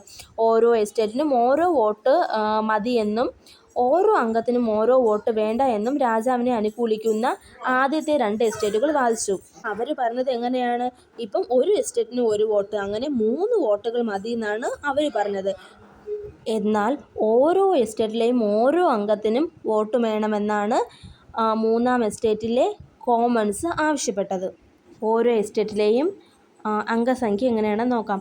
1ാമത്തെ എസ്റ്റേറ്റിൽ 285 പേരും 2ാമത്തെ എസ്റ്റേറ്റിൽ 308 പേരും 3ാമത്തെ എസ്റ്റേറ്റിൽ 621 പേരുമാണ് ഉണ്ടായിരുന്നത്. അപ്പോൾ അവർ പറഞ്ഞത് എന്താണ്? അതായത് 1ഉം 2ഉം എസ്റ്റേറ്റ് പറഞ്ഞത് ഓരോ എസ്റ്റേറ്റിനും ഒരു വോട്ട് എന്നാണ്. അതിന് കാരണം ഈ 2 എസ്റ്റേറ്റുകൾ ഒന്നിച്ച് വോട്ട് ചെയ്താൽ പോലും 1ാമത്തെ എസ്റ്റേറ്റ് ജയിക്കില്ല. കാരണം അവരുടെ അംഗസംഖ്യ ചെറുതാണ്. ഇവർ 2 പേരെക്കാളും കൂടുതൽ അംഗസംഖ്യ 3ാമത്തെ എസ്റ്റേറ്റിലുണ്ട്. അതുകൊണ്ട് ഓരോ വ്യക്തിക്കും ഓരോ എസ്റ്റേറ്റിലെയും ഓരോ വ്യക്തിക്കും ഓരോ വോട്ട് എന്ന കണക്ക് വന്നാൽ എന്തായാലും 3ാമത്തെ എസ്റ്റേറ്റ് ജയിക്കുള്ളൂ എന്ന് അവർക്ക് അറിയാമായിരുന്നു. വോട്ട് ചെയ്യുന്നതിലെ തർക്കം തുടരവേ 3ാം എസ്റ്റേറ്റിലെ അംഗങ്ങൾ തങ്ങളാണ് ഫ്രാൻസിലെ ദേശീയ അസംബ്ലി എന്ന് സ്വയം പ്രഖ്യാപിച്ചു. ഇവർ എസ്റ്റേറ്റ് ജനറൽ സമ്മേളിക്കുന്ന സ്ഥലത്തോട്ട് പോയപ്പോൾ അത് പൂട്ടിക്കിടക്കുകയായിരുന്നു. അതിനാൽ അവർ അടുത്തുള്ള ഒരു ടെന്നീസ് കോർട്ടിൽ സമ്മേളിച്ചു. ഫ്രാൻസിനായി ഒരു ഭരണഘടന തയ്യാറാക്കിയ ശേഷം മാത്രമേ പിരിയുകയുള്ളൂ എന്ന് അവർ പ്രതിജ്ഞ ചെയ്തു. ഇത് ടെന്നീസ് കോർട്ട് പ്രതിജ്ഞ എന്നാണ് അറിയപ്പെട്ടത്. ടെന്നീസ് കോർട്ട് പ്രതിജ്ഞ നടന്നത് 1789 ജൂൺ 20-നാണ്. അപ്പോൾ വോട്ട് ചെയ്യുന്നതിലെ തർക്കം തുടരവേ എസ്റ്റേറ്റിലെ അംഗങ്ങൾ 3ാം എസ്റ്റേറ്റിലെ അംഗങ്ങൾ അവരാണ് ഫ്രാൻസിലെ ദേശീയ അസംബ്ലി എന്ന് സ്വയം പ്രഖ്യാപിച്ചു. എന്നിട്ട് അവർ സ്റ്റേറ്റ് ജനറലിൽ സമ്മേളിക്കുന്ന സ്ഥലത്തോട്ട് പോയി. അപ്പോൾ അത് പൂട്ടിക്കിടക്കുകയായിരുന്നു. അതുകൊണ്ട് അവർ അടുത്തുള്ള ടെന്നീസ് കോർട്ടിൽ സമ്മേളിച്ചു. എന്നിട്ട് ഫ്രാൻസിനൊരു ഭരണഘടന തയ്യാറാക്കിയതിനു ശേഷം മാത്രമേ പിരിയുകയുള്ളൂ എന്ന് പ്രതിജ്ഞ ചെയ്തു. ഇതാണ് ടെന്നീസ് കോർട്ട് പ്രതിജ്ഞ എന്നറിയപ്പെടുന്നത്. ടെന്നീസ് കോർട്ട് പ്രതിജ്ഞ നടന്ന വർഷം 1789 ജൂൺ 20-നാണ്. അപ്പോൾ നമ്മൾ ഇതുവരെ പറഞ്ഞ കാര്യം എല്ലാവർക്കും നന്നായി മനസ്സിലായെന്ന് വിശ്വസിക്കുന്നു. നമുക്ക് അടുത്ത ഭാഗത്തോട്ട് കടക്കാം. ബാസ്റ്റിൽ കോട്ട ഫ്രഞ്ച് ഭീകരതയുടെയും ബൂർബൻ രാജവാഴ്ചയുടെയും പ്രതീകമായി അറിയപ്പെട്ടിരുന്ന തടവറയായിരുന്നു ബാസ്റ്റിൽ കോട്ട. ബാസ്റ്റിൽ കോട്ടയുടെ തകർച്ചയാണ് ഫ്രഞ്ച് വിപ്ലവത്തിന്റെ ആരംഭമായി കണക്കാക്കുന്നത്. ടെന്നീസ് കോർട്ട് പ്രതിജ്ഞയെ തുടർന്ന് ദേശീയ അസംബ്ലിയിലെ നേതാക്കൾ ഉടൻ തന്നെ അറസ്റ്റ് ചെയ്യപ്പെടുമെന്ന തരത്തിലുള്ള കിംവദന്തി പ്രചരിക്കുകയും അതിൽ പ്രകോപിതരായ ജനങ്ങൾ സ്വാതന്ത്ര്യം, സമത്വം, സാഹോദര്യം എന്നീ മുദ്രാവാക്യങ്ങൾ മുഴക്കിക്കൊണ്ട് ബാസ്റ്റിൽ ജയിൽ തകർത്തു. അപ്പോൾ ഫ്രഞ്ച് ഭീകരതയുടെയും ബൂർബൻ രാജവാഴ്ചയുടെയും പ്രതീകമായി അറിയപ്പെട്ട തടവറയായിരുന്നു ബാസ്റ്റിൽ കോട്ട. ബാസ്റ്റിൽ കോട്ടയുടെ തകർച്ചയാണ് ഫ്രഞ്ച് വിപ്ലവത്തിന്റെ ആരംഭമായി കണക്കാക്കുന്നത്. ടെന്നീസ് കോർട്ട് പ്രതിജ്ഞയെ തുടർന്ന് ദേശീയ അസംബ്ലിയിലെ നേതാക്കൾ ഉടൻ തന്നെ അറസ്റ്റ് ചെയ്യപ്പെടുമെന്ന തരത്തിലുള്ള കിംവദന്തി പ്രചരിക്കുകയും അതിൽ പ്രകോപിതരായ ജനങ്ങൾ സ്വാതന്ത്ര്യം, സമത്വം, സാഹോദര്യം എന്നീ മുദ്രാവാക്യങ്ങൾ മുഴക്കിക്കൊണ്ട് ബാസ്റ്റിൽ ജയിൽ തകർക്കുകയും ചെയ്തു. ബാസ്റ്റിൽ ജയിൽ തകർത്തത് 1789 ജൂലൈ 14-നാണ്. ജൂലൈ 14 ഫ്രഞ്ച് ദേശീയ ദിനമായി ആചരിക്കുന്നു. ബാസ്റ്റിൽ ജയിൽ അല്ലെങ്കിൽ ബാസ്റ്റിൽ കോട്ട തകർത്തത് 1789 ജൂലൈ 14-നാണ്. ഈ ജൂലൈ 14 ഫ്രഞ്ച് ദേശീയ ദിനമായി ആചരിക്കുന്നു. ഇനി മനുഷ്യാവകാശ പ്രഖ്യാപനം. 1789 ഓഗസ്റ്റ് 12 ഫ്രാൻസിൽ ദേശീയ അസംബ്ലി മനുഷ്യാവകാശ പ്രഖ്യാപനം നടത്തി. അപ്പം ഫ്രാൻസിലെ ദേശീയ അസംബ്ലി മനുഷ്യാവകാശ പ്രഖ്യാപനം നടത്തിയത് എന്നാണ് 1789 ഓഗസ്റ്റ് 12-നാണ്. ഫ്രഞ്ച് ചിന്തകനായ റൂസോയുടെ ആശയങ്ങളാണ് മനുഷ്യാവകാശ പ്രഖ്യാപനത്തിൽ പ്രതിഫലിച്ചിരിക്കുന്നത്. മനുഷ്യാവകാശ പ്രഖ്യാപനം വളരെ ദൂരവ്യാപകമായ പ്രത്യാഘാതങ്ങൾ ഫ്രാൻസിലുണ്ടാക്കി. അപ്പോൾ റൂസോയുടെ ആശയങ്ങളാണ് മനുഷ്യാവകാശ പ്രഖ്യാപനത്തിൽ ഉൾപ്പെടുത്തിയിരിക്കുന്നത്. മനുഷ്യാവകാശ പ്രഖ്യാപനത്തിലെ പ്രധാന ആശയങ്ങൾ: സ്വതന്ത്രമായി ജനിക്കുന്ന മനുഷ്യൻ തുല്യ അവകാശങ്ങളോടെ സ്വതന്ത്രമായി ജീവിക്കുന്നു. എല്ലാ രാഷ്ട്രീയ കൂട്ടായ്മകളുടെയും ലക്ഷ്യം മനുഷ്യന്റെ സ്വാഭാവികവും അവിഭാജ്യവുമായ അവകാശങ്ങൾ സംരക്ഷിക്കുക എന്നതാണ്. അവ സ്വാതന്ത്ര്യം, സ്വത്ത്, സുരക്ഷിതത്വം, അടിച്ചമർത്തലുകളെ ചെറുക്കൽ എന്നിവയ്ക്കുള്ള അവകാശമാണ്. സമൂഹത്തിൽ ഹാനികരമാവുന്ന പ്രവർത്തനങ്ങളെ വിലക്കാനുള്ള അവകാശം മാത്രമേ നിയമത്തിനുള്ളൂ. എല്ലാ മനുഷ്യർക്കും തുല്യ അവകാശമാണുള്ളത്. പരമാധികാരം ജനങ്ങളിൽ നിക്ഷിപ്തമാണ്. നിയമവിരുദ്ധമായി ആരെയും തടവിലാക്കരുത്. അപ്പം ഇതെല്ലാമാണ് മനുഷ്യാവകാശ പ്രഖ്യാപനത്തിലെ ആശയങ്ങൾ. ദേശീയ അസംബ്ലിയുടെ പരിഷ്കാരം. ദേശീയ അസംബ്ലി എന്ന് പറയുന്നത് മൂന്നാം എസ്റ്റേറ്റിലെ കോമൺസ് അവരാണ് ഫ്രാൻസിലെ ദേശീയ അസംബ്ലി എന്ന് സ്വയം പ്രഖ്യാപിച്ചിരുന്നു. അപ്പോൾ അവർ വരുത്തിയ പരിഷ്കാരങ്ങളാണ് ഇനി പറയുന്നത്. ഫ്രാൻസിൽ ആകമാന ഏകരൂപമായ ഒരു ഭരണവ്യവസ്ഥ ഏർപ്പെടുത്തി. ക്രൈസ്തവ സഭ ഭരണകൂടത്തിന്റെ നിയന്ത്രണത്തിലായി. സഭയുടെ ഭൂസ്വത്ത് ദേശസാൽക്കരിച്ചു. എല്ലാ വിഭാഗങ്ങൾക്കും തുല്യ നികുതി ചുമത്തി. പ്രഭുക്കന്മാരുടെ പ്രത്യേക അവകാശങ്ങൾ നിർത്തലാക്കി. ഫ്യൂഡലിസം നിർമ്മാർജ്ജനം ചെയ്തു.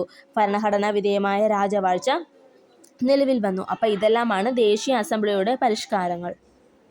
1789 ഒക്ടോബറിൽ പാരീസ് നഗരത്തിലെ ആയിരക്കണക്കിന് സ്ത്രീകൾ ഭക്ഷണം വേണമെന്ന മുദ്രാവാക്യവുമായി വേഴ്സായി കൊട്ടാരത്തിലേക്ക് പ്രകടനം നടത്തി.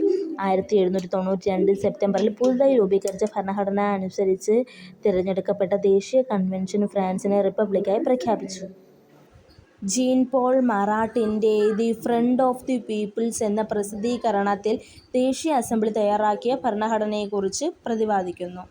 1789 ഒക്ടോബറിൽ പാരീസ് നഗരത്തിലെ ആയിരക്കണക്കിന് സ്ത്രീകൾ ഭക്ഷണം വേണമെന്ന മുദ്രാവാക്യവുമായി വേഴ്സായി കൊട്ടാരത്തിലേക്ക് പ്രകടനം നടത്തി. 1792 സെപ്റ്റംബറിൽ പുതുതായി രൂപീകരിച്ച ഭരണഘടന അനുസരിച്ച് തിരഞ്ഞെടുക്കപ്പെട്ട ദേശീയ കൺവെൻഷൻ ഫ്രാൻസിനെ റിപ്പബ്ലിക്കായി പ്രഖ്യാപിച്ചു. ജീൻ പോൾ മറാട്ടിൻ്റെ the friend of the people എന്ന പ്രസിദ്ധീകരണത്തിൽ ദേശീയ അസംബ്ലി തയ്യാറാക്കിയ ഭരണഘടനയെക്കുറിച്ച് പ്രതിപാദിക്കുന്നു. ഫ്രഞ്ച് വിപ്ലവത്തിന്റെ ലക്ഷ്യം സ്വാതന്ത്ര്യം, സമത്വം, സാഹോദര്യം എന്നീ ആശയങ്ങളുടെ അടിസ്ഥാനത്തിൽ സമൂഹത്തെ പുനഃസൃഷ്ടിക്കുകയാണ്. അപ്പം ഫ്രഞ്ച് വിപ്ലവത്തിന്റെ ലക്ഷ്യം എന്ന് പറയുന്നത് സ്വാതന്ത്ര്യം, സമത്വം, സാഹോദര്യമാണ്. ഭീകരവാഴ്ച. 1793 ജൂലൈയിൽ ഫ്രാൻസിന്റെ ആഭ്യന്തര കാര്യങ്ങൾ നിയന്ത്രിക്കുന്നതിനായി റോബസ്പിയറുടെ നേതൃത്വത്തിൽ ഒരു പൊതു സുരക്ഷാ കമ്മിറ്റി രൂപീകരിച്ചു. ഫ്രഞ്ച് വിപ്ലവകാലത്ത് പുരോഹിതന്മാരെയും പ്രഭുക്കന്മാരെയും വധിക്കാൻ ഉപയോഗിച്ച ആയുധമായിരുന്നു ഗില്ലറ്റിൻ. അപ്പോൾ 1793 ജൂലൈയിൽ ഫ്രാൻസിൻ്റെ ആഭ്യന്തര കാര്യങ്ങൾ നിയന്ത്രിക്കുന്നതിനായി റോബസ്പിയറുടെ നേതൃത്വത്തിൽ ഒരു പൊതു സുരക്ഷാ കമ്മിറ്റി രൂപീകരിച്ചു. ഇത് ഫ്രഞ്ച് വിപ്ലവകാലത്ത് പുരോഹിതന്മാരെയും പ്രഭുക്കന്മാരെയും വധിക്കാൻ ഉപയോഗിച്ചിരുന്ന ആയുധമായിരുന്നു ഗില്ലറ്റിൻ എന്ന് പറയുന്നത്. മിറാബോ, ഡാന്റൺ തുടങ്ങിയവർ ഇതിലെ അംഗങ്ങളായിരുന്നു. ശത്രുക്കളാണെന്ന് തോന്നിയ എല്ലാവരെയും ഇവർ ഗില്ലറ്റിൻ എന്ന യന്ത്രം ഉപയോഗിച്ച് വധിച്ചു. ഗില്ലറ്റിൻ എന്ന് പറയുന്നത് തല വെട്ടുന്ന യന്ത്രമായിരുന്നു. നിരവധി പ്രഭുക്കന്മാരെയും പുരോഹിതന്മാരെയും ഇതുപയോഗിച്ച് വധിച്ചു. ലൂയി 16 ഭാര്യ മേരി ആന്റോയിനേറ്റും ഗില്ലറ്റിന് ഇരയായവരിൽ ഉൾപ്പെടുന്നു. ലൂയി 16 കുടുംബവും വധിക്കപ്പെട്ട വർഷം 1793. അപ്പം മിറാബോ, ഡാന്റൺ എന്നിവർ ഇതിലെ അംഗങ്ങളായിരുന്നു. അവർ ശത്രുക്കളെന്ന് തോന്നിയ പുരോഹിതന്മാരെയും പ്രഭുക്കന്മാരെയും വധിച്ചു.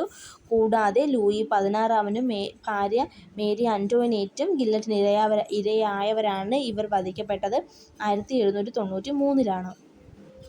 ആരുടെ ഭരണകാലമാണ് ഫ്രഞ്ച് ചരിത്രത്തിലെ ഭീകരവാഴ്ചക്കാലമെന്ന് അറിയപ്പെടുന്നത്? റോബസ്പിയറാണ്. രാജപക്ഷക്കാരെയെല്ലാം 1793 സെപ്റ്റംബറിൽ കൂട്ടക്കൊല ചെയ്ത സംഭവമാണ് സെപ്റ്റംബർ കൂട്ടക്കൊല. അപ്പം രാജപക്ഷത്തായിരുന്ന എല്ലാവരെയും ഗില്ലറ്റിൻ ഉപയോഗിച്ച് കൂട്ടക്കൊല ചെയ്തിരുന്നു 1793. ഇത് അറിയപ്പെടുന്നത് സെപ്റ്റംബർ കൂട്ടക്കൊല എന്നാണ്. അവസാനം റോബസ്പിയറും ഗില്ലറ്റിന് തന്നെ ഇരയായി. അവസാനം ഇത് കണ്ടുപിടിച്ച റോബസ്പിയറും എന്തിനിരയായി? ഈ ഗില്ലറ്റിന് ഇരയായി. ഭീകരവാഴ്ച 1794 ജൂലൈ വരെ നീണ്ടുനിന്നു. ഇന്ന് നമ്മൾ നോക്കാൻ പോകുന്നത് ഫ്രഞ്ച് വിപ്ലവത്തിൻ്റെ ഫലങ്ങളാണ്. ദേശീയതയുടെ ആവിർഭാവം യൂറോപ്പിൽ ഫ്യൂഡൽ വ്യവസ്ഥയുടെ അന്ത്യത്തിന് വഴിയൊരുക്കി. മധ്യവർഗത്തിൻ്റെ ഉയർച്ച. രാജ്യമെന്നാൽ പ്രദേശമല്ല ജനങ്ങളാണ് എന്ന് പ്രഖ്യാപിച്ചു. ജനകീയ പരമാധികാരം എന്ന ആശയം രൂപം കൊണ്ടു. 1795 ഫ്രാൻസിൽ റിപ്പബ്ലിക്കൻ രീതിയിലുള്ള ഗവൺമെൻറ് നിലവിൽ വന്നു. ഇതിൻ്റെ ഭരണം നിർവഹിച്ചത് 5 അംഗ ഡയറക്ടറാണ്. അപ്പോൾ ഫ്രഞ്ച് വിപ്ലവത്തിൻ്റെ ഫലങ്ങളെന്ന് പറയുന്നത് എന്തൊക്കെയാണ്? ദേശീയതയുടെ ആവിർഭാവം, യൂറോപ്പിൽ ഫ്യൂഡൽ വ്യവസ്ഥയ്ക്ക് അന്ത്യം വന്നു, മധ്യവർഗത്തിൻ്റെ ഉയർച്ച, രാജ്യമെന്നാൽ പ്രദേശമല്ല ജനങ്ങളാണ് എന്ന് പ്രഖ്യാപിച്ചു, ജനകീയ പരമാധികാരം എന്ന ആശയം രൂപം കൊണ്ടു. ഇതെല്ലാമാണ് ഫ്രഞ്ച് വിപ്ലവത്തിൻ്റെ ഫലങ്ങളെന്ന് പറയുന്നത്.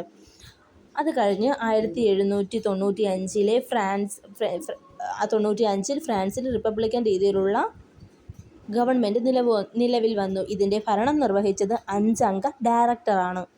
എന്നാൽ ഈ ഡയറക്ടർക്ക് അരാജകം തടയാൻ കഴിഞ്ഞിരുന്നില്ല. അതിനാൽ 1799 3 അംഗങ്ങളുള്ള ഒരു കോൺസലേറ്റ് നിലവിൽ വന്നു. അപ്പം 1795 എന്താണ് റിപ്പബ്ലിക്കൻ രീതിയിലുള്ള ഭരണരീതി നിലവിൽ വന്നെങ്കിലും അവർക്ക് ഫ്രാൻസിലുണ്ടായിരുന്ന അരാജകത്വം തടയാൻ കഴിഞ്ഞില്ല. അതേ തുടർന്ന് 1799 3 അംഗങ്ങളുള്ള ഒരു കോൺസലേറ്റ് നിലവിൽ വന്നു. ഇവരിൽ പ്രധാനിയാണ് നെപ്പോളിയൻ. അപ്പം ഈ 3 അംഗ കൗൺസിലിൽ ഒരംഗമാണ് നെപ്പോളിയനും. ഫ്രഞ്ച് വിപ്ലവം അവസാനിച്ചത് നെപ്പോളിയൻ ഭരണത്തിൽ വന്നപ്പോഴാണ്. അപ്പോൾ ഫ്രഞ്ച് വിപ്ലവം എപ്പോഴാണ് അവസാനിച്ചത്? നെപ്പോളിയൻ ഭരണത്തിൽ വന്നപ്പോഴത്തേക്കാണ് ഫ്രഞ്ച് വിപ്ലവം അവസാനിച്ചത്. ആധുനിക ഫ്രാൻസിൻ്റെ ശില്പി എന്നറിയപ്പെടുന്നത് നെപ്പോളിയൻ ബോണപ്പാർട്ടാണ്. ഫ്രാൻസിലെ ആധുനികമാക്കിയ ഭരണാധികാരിയാണ് നെപ്പോളിയൻ. ഇപ്പോൾ ഫ്രഞ്ച് വിപ്ലവം അവസാനിച്ചത് നെപ്പോളിയൻ ഭരണത്തിൽ വന്നപ്പോഴത്തേക്കാണ്. ആധുനിക ഫ്രാൻസിൻ്റെ ശില്പി, ഫ്രാൻസിനെ ആധുനികമാക്കിയ ഭരണാധികാരി എന്നെല്ലാം അറിയപ്പെടുന്നത് നെപ്പോളിയനാണ്. Little corporal, man of destiny, വിധിയുടെ മനുഷ്യൻ, ഫ്രഞ്ച് വിപ്ലവത്തിൻ്റെ ശിശു എന്നീ പേരുകളിൽ അറിയപ്പെടുന്നത് നെപ്പോളിയനാണ്. അപ്പോൾ നെപ്പോളിയൻ എന്തെല്ലാം പേരിൽ അറിയപ്പെടുന്നു? Little corporal, man of destiny, വിധിയുടെ മനുഷ്യൻ, ഫ്രഞ്ച് വിപ്ലവത്തിൻ്റെ ശിശു എന്നിങ്ങനെയെല്ലാം അറിയപ്പെടുന്നത് നെപ്പോളിയനാണ്. നെപ്പോളിയൻ 1769 ഓഗസ്റ്റ് 15 കോഴ്സിക്ക ദ്വീപിൽ ജനിച്ചു. നെപ്പോളിയൻ്റെ ഭരണകാലത്താണ് ഫ്രാൻസിൽ ദേശീയത ശക്തിപ്പെട്ടത്. ഫ്രഞ്ച് വിപ്ലവാനന്തരം ബ്രിട്ടൻ്റെ നേതൃത്വത്തിൽ ഫ്രാൻസിനെതിരായി രൂപപ്പെട്ട യൂറോപ്യൻ സഖ്യത്തെ നേരിട്ട് വിജയം കൈവരിക്കുന്നതിൽ നെപ്പോളിയൻ ബോണപ്പാർട്ട് സുപ്രധാന പങ്കുവഹിച്ചു. അപ്പോൾ നെപ്പോളിയൻ 1769 ഓഗസ്റ്റ് 15 കോഴ്സിക്ക ദ്വീപിലാണ് ജനിച്ചത്. നെപ്പോളിയൻ്റെ ഭരണകാലത്താണ് ഫ്രാൻസിൽ ദേശീയത ശക്തിപ്പെട്ടത്. ഫ്രഞ്ച് വിപ്ലവാനന്തരം ബ്രിട്ടൻ്റെ നേതൃത്വത്തിൽ ഫ്രാൻസിനെതിരായി രൂപപ്പെട്ട യൂറോപ്യൻ സഖ്യത്തെ നേരിട്ട് വിജയം കൈവരിക്കുന്നതിൽ നെപ്പോളിയൻ ബോണപ്പാർട്ട് സുപ്രധാന പങ്ക് വഹിച്ചു. 1799 നെപ്പോളിയൻ ഫ്രാൻസിൻ്റെ അധികാരം പിടിച്ചെടുത്തു. അപ്പം നെപ്പോളിയൻ ഫ്രാൻസിൻ്റെ അധികാരം പിടിച്ചെടുത്തത് എപ്പോഴാണ്? 1799 ഫ്രാൻസിൽ 3-അംഗ കോൺസുലേറ്റ് രൂപീകൃതമായത്. 1804 നെപ്പോളിയൻ ഫ്രഞ്ച് അധികാരിയായി അവരോധിക്കപ്പെട്ടു. ഫ്രാൻസിൻ്റെ നേതൃത്വത്തിൽ ഒരു ഏകീകൃത യൂറോപ്പ് രൂപീകരിക്കുവാനായി 1799-നും 1815-നും ഇടയിൽ യൂറോപ്പിനെ ആകെ വിറപ്പിച്ച് ധാരാളം യുദ്ധങ്ങൾ നെപ്പോളിയൻ നടത്തി. സ്പെയിൻ, റഷ്യ, റൈൻ പ്രദേശം, കോഴ്സിക്ക, പോളണ്ട്, നേപ്പിൾസ് തുടങ്ങിയ രാജ്യങ്ങളിൽ ഇദ്ദേഹം ആധിപത്യം സ്ഥാപിച്ചു. 1796 ചെറിയ സൈന്യത്തിൻ്റെ അധിപനായി ഇദ്ദേഹം. നെപ്പോളിയൻ ആധുനിക ഫ്രാൻസിൻ്റെ ജസ്റ്റീനിയൻ എന്നാണ് അറിയപ്പെട്ടത്. 1799 നെപ്പോളിയൻ ഫ്രാൻസിൻ്റെ അധികാരം പിടിച്ചെടുത്തു. 1804 നെപ്പോളിയൻ ഫ്രഞ്ച് അധികാരിയായി അവരോധിക്കപ്പെട്ടു. ഫ്രാൻസിൻ്റെ നേതൃത്വത്തിൽ ഒരു ഏകീകൃത യൂറോപ്പ് രൂപീകരിക്കാനായി 1799-നും 1815-നും ഇടയിൽ യൂറോപ്പിനെ ആകെ വിറപ്പിച്ച് ധാരാളം യുദ്ധങ്ങൾ നെപ്പോളിയൻ നടത്തി. നിരവധി രാജ്യങ്ങളിൽ ആധിപത്യം സ്ഥാപിച്ചു. 1796 ഒരു ചെറിയ സൈന്യത്തിൻ്റെ അധിപനായി നെപ്പോളിയൻ ആധുനിക ഫ്രാൻസിൻ്റെ ജസ്റ്റീനിയൻ എന്നാണ് അറിയപ്പെട്ടിരുന്നത്. 1805 ഇദ്ദേഹം ഇറ്റലിയിൽ വെച്ച് ഓസ്ട്രിയയെ പരാജയപ്പെടുത്തി. 1806 പേർഷ്യയെ പരാജയപ്പെടുത്തി. 1807 റഷ്യയെ പരാജയപ്പെടുത്തി. ബ്രിട്ടനെ സാമ്പത്തികപരമായി കീഴടക്കിയാൽ യൂറോപ്പിൻ്റെ മേൽ ആധിപത്യം നേടാമെന്ന് മനസ്സിലാക്കിയ ഇദ്ദേഹം ബ്രിട്ടനെ കോണ്ടിനെൻ്റൽ വ്യവസ്ഥ നടപ്പിലാക്കി. ബ്രിട്ടനെ സാമ്പത്തികപരമായി കീഴടക്കിയാൽ യൂറോപ്പിൻ്റെ മേൽ ആധിപത്യം നേടാമെന്ന് മനസ്സിലാക്കിയ ഇദ്ദേഹം ബ്രിട്ടനെതിരെ കോണ്ടിനെൻ്റൽ വ്യവസ്ഥ നടപ്പിലാക്കി. ബെർലിൻ ശാസനങ്ങൾ എന്ന പേരിൽ ഈ സാമ്പത്തിക ഉപരോധങ്ങൾ 1806 ഇദ്ദേഹം ഔപചാരികമായി പ്രഖ്യാപിച്ചത്. അപ്പോൾ ബ്രിട്ടനെതിരെ സ്പെയിൻ നടപ്പിലാക്കിയ വ്യവസ്ഥയായിരുന്നു കോണ്ടിനെൻ്റൽ വ്യവസ്ഥ. ഇതെന്തിനാണ്? യൂറോപ്പിലാകമാനം ആധിപത്യം നേടുന്നതിന് വേണ്ടിയിട്ട് ബ്രിട്ടനെ തകർക്കാൻ വേണ്ടിയാണ് കോണ്ടിനെൻ്റൽ വ്യവസ്ഥ നടപ്പിലാക്കിയത്. ഇത് ബെർലിൻ ശാസനകൾ എന്ന പേരിലാണ്. ഈ സാമ്പത്തിക ഉപരോധങ്ങൾ 1806 ഇദ്ദേഹം ഔപചാരികമായി പ്രഖ്യാപിച്ചത്. സാമ്പത്തിക രംഗത്ത് ബ്രിട്ടനെതിരായി യൂറോപ്പിലെ മറ്റ് രാഷ്ട്രങ്ങളെ അണിനിരത്തുക എന്നതായിരുന്നു ഇതിലൂടെ ഇദ്ദേഹം ലക്ഷ്യമിട്ടത്. എന്നാൽ യൂറോപ്പിനെ മുഴുവൻ അധീനതയിലാക്കാൻ നെപ്പോളിയന് കഴിയാതിരുന്നതിനാൽ ഇത് പരാജയപ്പെട്ടു. ലോകത്തിൻ്റെ സമുദ്രാധിപത്യം കൈയടക്കിയിരുന്ന ഇംഗ്ലണ്ട് ഓർഡർ ഇൻ കൗൺസിൽ എന്ന പ്രഖ്യാപനത്തിലൂടെ ഫ്രാൻസിനെ ഉപരോധിച്ചു. അപ്പോൾ ഫ്രാൻസ് ബ്രിട്ടനെ തകർക്കാൻ നടപ്പിലാക്കിയ വ്യവസ്ഥയ്ക്കെതിരായി ഇംഗ്ലണ്ട് ഓർഡർ ഇൻ കൗൺസിൽ എന്ന പ്രഖ്യാപനത്തിലൂടെ ഫ്രാൻസിനെ ഉപരോധിച്ചു. ഇതിലൂടെ ഫ്രാൻസുമായി ഒരു രാജ്യവും വ്യാപാര വാണിജ്യ ബന്ധത്തിൽ ഏർപ്പെടാൻ പാടില്ല എന്ന് വ്യവസ്ഥ ചെയ്തു. ഏതെങ്കിലും രാജ്യം ബന്ധം സ്ഥാപിച്ചാൽ അവരുടെ കപ്പലുകൾ പിടിച്ചെടുക്കും. എല്ലാ ചരക്ക് കപ്പലുകളും ബ്രിട്ടൻ്റെ തീരത്ത് വരണമെന്നായിരുന്നു ഇതിലൂടെ പ്രഖ്യാപിച്ചത്. അപ്പോൾ നെപ്പോളിയൻ നടപ്പിലാക്കിയ വ്യവസ്ഥകൾക്കെതിരെ ആണ് ഇംഗ്ലണ്ട് ഈ ഉപരോധങ്ങൾ നടത്തിയത്. എന്നാൽ ഈ പ്രഖ്യാപനത്തിലൂടെ ഫ്രാൻസിനാണ് പ്രശ്നങ്ങൾ രൂക്ഷമായത്. കാരണം ബ്രിട്ടൻ്റെ സാധനങ്ങൾ ഫ്രാൻസിന് വേണമായിരുന്നു. എന്നാൽ ഫ്രാൻസിൻ്റെ ഉൽപ്പന്നങ്ങൾക്ക് ബ്രിട്ടനിൽ വലിയ കമ്പോളമില്ലായിരുന്നു. അപ്പം ഫ്രാൻസ് ചെയ്ത കാരണങ്ങൾ കൊണ്ട് ഫ്രാൻസിനാണ് തിരിച്ചടി കിട്ടിയത്. അപ്പം ബ്രിട്ടൻ്റെ സാധനങ്ങൾ ഫ്രാൻസിന് കമ്പോളമുണ്ടായിരുന്നു. പക്ഷേ ഫ്രാൻസിലെ സാധനങ്ങൾക്ക് ബ്രിട്ടനിൽ കമ്പോളം കുറവായിരുന്നു. അതുകൊണ്ട് തന്നെ ഈ പ്രശ്നങ്ങൾ കാരണം ബ്രിട്ടനെ ബാധിച്ചതേ ഇല്ല. അത് ബാധിച്ചത് മുഴുവനും ആരെയാണ്? ഫ്രാൻസിനെ തന്നെയാണ്. 1808 മുതൽ 1814 വരെ സ്പെയിനുമായി യുദ്ധം ചെയ്തു നെപ്പോളിയൻ പരാജയപ്പെട്ടു. നെപ്പോളിയന് സ്പെയിനുമായുള്ള ബന്ധം സ്പാനിഷ് പുണ്ണ് എന്നാണ് ചരിത്രത്തിൽ അറിയപ്പെടുന്നത്. നെപ്പോളിയൻ്റെ പതനത്തിന് കളമൊരുക്കിയ യുദ്ധം 1812 ഫ്രാൻസിൻ്റെ റഷ്യൻ ആക്രമണമായിരുന്നു. അപ്പോൾ 1808 മുതൽ 1814 വരെ സ്പെയിനുമായി യുദ്ധം ചെയ്തു നെപ്പോളിയൻ പരാജയപ്പെട്ടിരുന്നു. നെപ്പോളിയനും സ്പെയിനുമായുള്ള ബന്ധത്തെ സ്പാനിഷ് പുണ്ണെന്നാണ് ചരിത്രത്തിൽ അറിയപ്പെട്ടത്. നെപ്പോളിയൻ്റെ പതനത്തിന് കളമൊരുക്കിയ യുദ്ധം ഏതായിരുന്നു? 1812 ഫ്രാൻസിലെ റഷ്യൻ ആക്രമണമായിരുന്നു നെപ്പോളിയൻ്റെ പതനത്തിന് തുടക്കം കുറിച്ച യുദ്ധം. യൂറോപ്യൻ രാജ്യങ്ങളെ ഒന്നൊന്നായി ആക്രമിച്ച നെപ്പോളിയൻ്റെ പരിഷ്കാരങ്ങൾ യൂറോപ്പിലേക്ക് വ്യാപിക്കുമെന്ന് ഭയന്ന രാജ്യങ്ങൾ ഇംഗ്ലണ്ടിൻ്റെ നേതൃത്വത്തിൽ നെപ്പോളിയനെതിരായി സംഘടിച്ചു. ഇതോടെ നെപ്പോളിയൻ പിടിച്ചെടുത്ത പ്രദേശം നഷ്ടമാവാൻ തുടങ്ങി. റഷ്യ ബ്രിട്ടനിൽ നിന്നും സാധനങ്ങൾ ഇറക്കി. ഇതോടെ നെപ്പോളിയൻ റഷ്യയെ ശിക്ഷിക്കാൻ 5 ലക്ഷം പൗണ്ട് പട്ടാളക്കാരെ സംഘടിച്ച് മെക്സിക്കോ നഗരത്തിൽ പോയി അവിടെ തീയിട്ടു.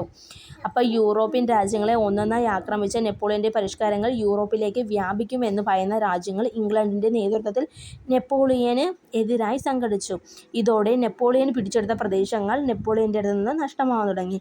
റഷ്യ ബ്രിട്ടനിൽ നിന്നും സാധനങ്ങൾ ഇറക്കുമതി ചെയ്തു. അത് നെപ്പോളിയനെ കുപിതനാക്കി. ഇതോടെ നെപ്പോളിയൻ റഷ്യയെ ശിക്ഷിക്കാൻ 5,00,000 പൗണ്ട് പട്ടാളക്കാരെ സംഘടിപ്പിച്ച് മെക്സിക്കോ നഗരത്തിൽ പോയി തീയിട്ടു.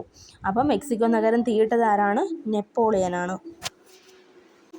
ഇതിൽ നിറയെ പട്ടാളക്കാർ മരിച്ചിരുന്നു. റഷ്യയും ഓസ്ട്രിയയും നെപ്പോളിയനിൽ നിന്നും സ്വതന്ത്രമായി. ഇതോടെ ബ്രിട്ടൻ ഒരു സഖ്യമുണ്ടാക്കി 1813 ലീപ്സിഗ് യുദ്ധത്തിൽ നെപ്പോളിയനെ പരാജയപ്പെടുത്തി. അപ്പം 1813 ബ്രിട്ടൻ്റെ സഹായത്തോടെ ഒരു സഖ്യമുണ്ടാക്കിയതാണ് ലിപ്സിഗ് എന്ന് പറയുന്ന യുദ്ധം. അതിൽ നെപ്പോളിയനെ പരാജയപ്പെടുത്തി. ലിപ്സിഗ് യുദ്ധം നടന്നത് 1813 1814 നെപ്പോളിയനെ ആദ്യമായി നാടുകടത്തിയത് സെൻറ്റ് എൽബ ദ്വീപിലേക്കാണ്. അപ്പം ആദ്യമായിട്ട് നെപ്പോളിയനെ നാടുകടത്തിയത് എങ്ങോട്ടാണ്? 1814 സെൻറ്റ് എൽബ ദ്വീപിലേക്കാണ്. പൂർണ്ണമായും പരാജയപ്പെട്ട യുദ്ധം, അതായത് നെപ്പോളിയൻ പൂർണ്ണമായും പരാജയപ്പെട്ട യുദ്ധം എന്ന് പറയുന്നത് വാട്ടർലൂ യുദ്ധമാണ്. വാട്ടർലൂ യുദ്ധത്തെ തുടർന്ന് നെപ്പോളിയനെ നാടുകടത്തിയത് സെൻറ്റ് ഹെലേന ദ്വീപിലേക്കാണ്. അപ്പം വാട്ടർലൂ യുദ്ധത്തിലാണ് നെപ്പോളിയൻ പൂർണ്ണമായും പരാജയപ്പെട്ടത്. ഈ യുദ്ധത്തിൽ പരാജയപ്പെട്ടതിനെ തുടർന്ന് നെപ്പോളിയനെ നാടുകടത്തിയത് സെൻറ്റ് ഹെലേന ദ്വീപിലേക്കാണ്. വാട്ടർലൂ യുദ്ധത്തിലെ ബ്രിട്ടീഷ് സേനാ നായകനാണ് ആർതർ വെല്ലസ്ലി. ആർതർ വെല്ലസ്ലിയുടെ അപരനാമം ഡ്യൂക്ക് ഓഫ് വെല്ലിംഗ്ടൺ എന്നാണ്. വാട്ടർലൂ സ്ഥിതി ചെയ്യുന്ന രാജ്യം ബെൽജിയമാണ്. ഞാനാണ് വിപ്ലവമെന്ന് പ്രഖ്യാപിച്ചത് നെപ്പോളിയനാണ്. 1871 ഫ്രാൻസിലെ തൊഴിലാളികൾ ഭരണം പിടിച്ചെടുത്ത സംഭവം അറിയപ്പെടുന്നത് പാരീസ് കമ്മ്യൂൺ എന്നാണ്. അപ്പോൾ വാട്ടർലൂ യുദ്ധത്തിലെ ബ്രിട്ടീഷ് സേനാനായകൻ ആരായിരുന്നു? ആർതർ വെല്ലസ്ലി ആയിരുന്നു. അദ്ദേഹത്തിൻ്റെ അപരനാമം ഡ്യൂക്ക് ഓഫ് വെല്ലിംഗ്ടൺ എന്നാണ്. വാട്ടർലൂ സ്ഥിതി ചെയ്യുന്ന രാജ്യം ബെൽജിയമാണ്. ഞാനാണ് വിപ്ലവമെന്ന് പ്രഖ്യാപിച്ചത് നെപ്പോളിയനാണ്. 1871 ഫ്രാൻസിലെ തൊഴിലാളികൾ ഭരണം പിടിച്ചെടുത്ത സംഭവം അറിയപ്പെടുന്നത് പാരീസ് കമ്മ്യൂൺ എന്നാണ്.